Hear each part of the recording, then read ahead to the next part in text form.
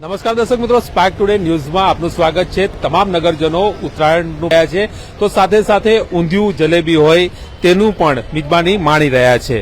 સ્પાર્કની team અત્યારે આવી છે અગ્રવાલ ફરસાણ, જે નિઝામપુરામાં પ્રખ્યાત છે। દર વર્ષે ઊંધિયું અહીંયા લેવા માટે લોકો મોટી સંખ્યામાં આવતા હોય છે અને ખૂબ જ ફેમસ આ ઊંધિયુંની રેસીપી તેઓ તૈયાર કરતા હોય છે અને ખૂબ જ મોટી સંખ્યામાં લોકો આવી અને ઊંધિયાની ખરીદી કરતા હોય છે। ઉત્તરાયણના પર્વ નિમિત્તે ખાસ કરીને ઊંધિયું જલેબી ની જે લોકો મિજબાની માણતા હોય છે અને ખાસ કરીને ઊંધિયું લોકોનું પસંદગીનું આ પ્રિય એક ભોજન કહી શકાય ઉત્તરાયણના પર્વ નિમિત્તે। ત્યારે અગ્રવાલ ફરસાણ જે છે તે દર વર્ષે મોટા પ્રમાણમાં ઊંધિયું બનાવતું હોય છે અને લોકો પણ અહીંયા મોટી સંખ્યામાં આવી ઊંધિયાની ખરીદી કરતા હોય છે। આપ અત્યારે જોઈ રહ્યા છો કે લોકો અહીંયા આવી રહ્યા છે ઊંધિયું જલેબી લઈ જઈ અને બપોરે જ્યારે આ તમામ જે પરિવાર સાથે બેસીને ઊંધિયું અને જલેબી આરોગશે ત્યારે અત્યારે ઊંધિયું લેવા માટે પણ અહીંયા પડાપડી થઈ રહી છે। લોકો ઉત્તરાયણનો તહેવાર પતંગ રંગબેરંગી પતંગો સાથે ઉજવતા હોય છે તો સાથે સાથે એક સંસ્કારી નગરી, ઉત્સવપ્રિય નગરી અને ખાવામાં પણ કહી શકાય કે વડોદરાવાસીઓ પાછળ નથી અને તમામ રીતે આ પર્વની ઉજવણી જ્યારે કરતા હોય ત્યારે ઊંધિયું આરોગીને પણ લોકો આ પર્વને મનાવતા હોય છે। ત્યારે લોકો અહીંયા આવે છે, ઊંધિયાની ખરીદી કરતા હોય છે। ત્યારે આપણી સાથે એક નાગરિક છે, શું કહેશો? જે રીતે ઉત્તરાયણનો તહેવાર છે, આપ પણ અહીંયા આવ્યા છો ખરીદવા માટે, શું કહેશો? રેગ્યુલર વર્ષોથી અહીંયા ખરીદી કરવા માટે આવું છું। રેગ્યુલર અહીંયા વર્ષોથી ખરીદી કરવા માટે આવું છું। સૌ સારી ક્વોલિટી છે અને કૈલાસભાઈનું ખાવાનું બી બહુ સારું છે। એમની ક્વોલિટી બહુ સૌથી બેસ્ટ હોય છે, એટલે મરી મસાલા બધા મસાલા બધા બેસ્ટ હોય છે બધું। શું કહેશો? ઊંધિયું લોકો વધારે ખાતા હોય છે? હા, અહીંયા ઊંધિયું ને સેવ ને જલેબી વધારે ચાલે છે। ઊંધિયું જેવ ને જલેબી ને સેવ વધારે ચાલે છે। શું કહેશો? પરિવાર સાથે ઉજવણી કરવાના છો અને પરિવાર માટે? હા, પરિવાર માટે જ લેવા માટે આવ્યો છું। બધા દર વર્ષે આવું છું, વર્ષોથી આવું છું, 10-15 વર્ષ થઈ ગયું છે। બહુ સારું છે એટલે અને શુદ્ધ ને સાત્વિક વસ્તુ મળે છે। ચોક્કસથી તો લોકો અહીંયા વર્ષોથી ખરીદી કરતા હોય છે અને આ એક અગ્રવાલ ફરસાણ એટલે નિઝામપુરાનું આ ફેમસ છે અને દર વર્ષે ઊંધિયું લેવા માટે અહીંયા મોટી સંખ્યામાં લોકો આવતા હોય છે। આમ તો આ ફરસાણ 12 માસ અહીંયા મળતું હોય છે, પરંતુ ઉત્તરાયણની વાત અલગ હોય છે। ઉત્તરાયણના દિવસે ખાસ કરીને ઊંધિયું તૈયાર કરવામાં આવતું હોય છે અને લોકો પણ સવારથી જ અહીંયા લાઈન લગાવી અને ઊંધિયુંની ખરીદી કરતા હોય છે। ઊંધિયું, સેવ, જલેબી આ તમામ જે વસ્તુ છે તેની ખરીદી કરી અને લોકો આ ઉત્તરાયણના પર્વની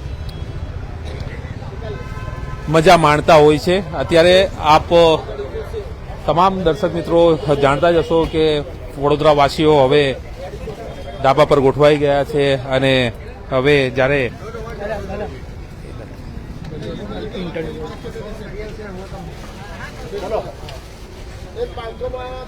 આપણે અગ્રવાલ ફરસાણના કૈલાશભાઈ પણ છે, તેમની સાથે આપણે વાત કરીશું અને જાણીશું કે કઈ રીતનું આ રેસીપી હોય છે। કૈલાશભાઈ, શું કહેવા માંગશો?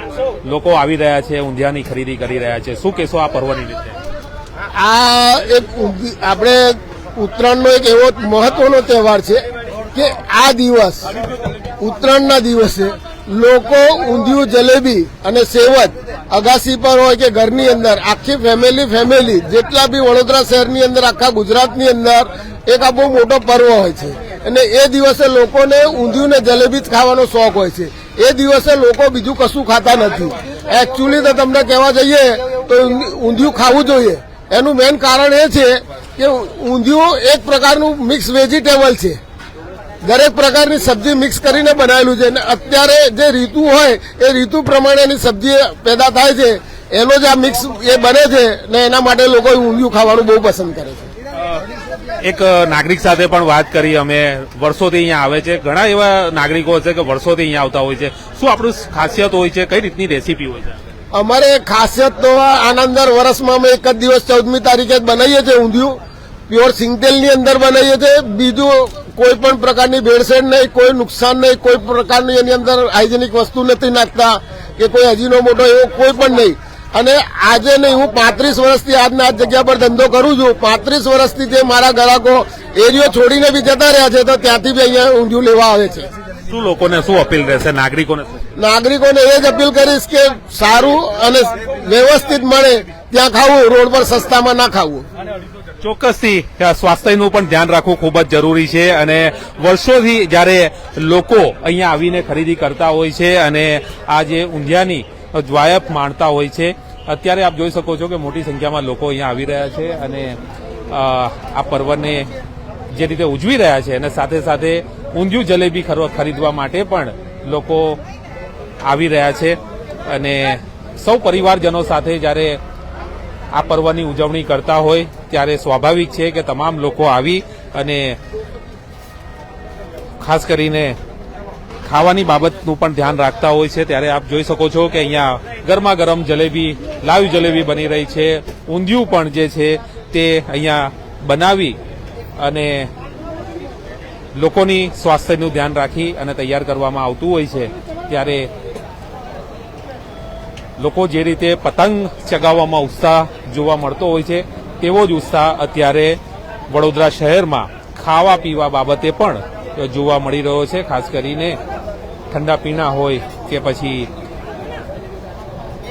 ખાવાની વસ્તુઓ હોય, આ બાબતને લઈને પણ વડોદરાવાસીઓ ક્યાંક ને ક્યાંક અત્યારે લાઈનો લગાવી રહ્યા છે. આપ જોઈ શકો છો કે ઉત્તરાયણનો તહેવાર છે. દર્શક મિત્રો, વડોદરા શહેરમાં તમામ લોકો ઉત્તરાયણ મનાવવા માટે ધાબા પર ચડી ગયા છે અને અત્યારે આપ જોઈ શકો છો મારી પાછળના દ્રશ્યો, જે રીતે તમામ લોકો ઊંધિયું ખરીદવા માટે પણ તલપાપડ છે અને મોટી સંખ્યામાં અહીંયા લાઈન લગાવી અને લેતા જોવા મળી રહ્યા છે. કેમેરામેન રાહુલ કપ્તાન સાથે Paresh Makwana, spark today news, Vadodara.